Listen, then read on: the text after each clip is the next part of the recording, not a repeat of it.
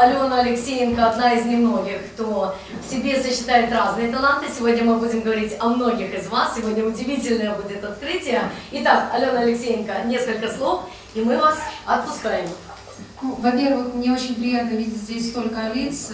Кого-то знаю очень хорошо, кого-то менее знаю, но все люди творческие, все люди талантливые. Рита, огромное вам спасибо за то, что вы собираете вокруг себя такие таланты и бережете их. По поводу мероприятия могу сказать одно. Сейчас я готовлю вместе сотрудничая с огромным количеством разных организаций, интеллектуальным форумом, АВА с Ритой Коловой, с итальянцами. Там очень много людей. Это 150 лет со дня смерти памяти Франца Карловича Бафо. Мы все ценим архитектуру, тем более сегодня здесь столько живописи, посвященной нашему городу. Очень много зданий, к сожалению, сейчас полуразрушены, разрушены, но все-таки многие эти здания, которые остались и уцелели, дошли до наших времен, еще своим камнем говорят нам о том, что у нас довольно-таки ценный город и многокультурный, который нужно беречь.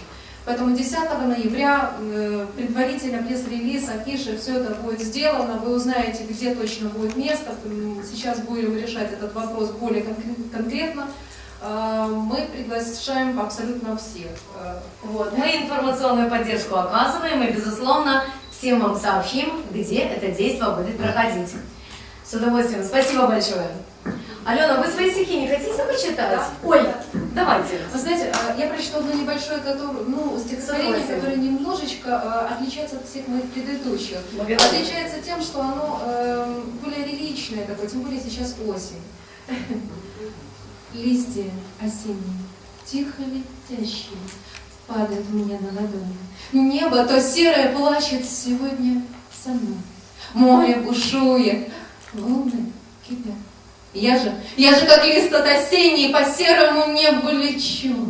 Вижу вдали молнии и гром. Сердце мое тянется к синим просторам.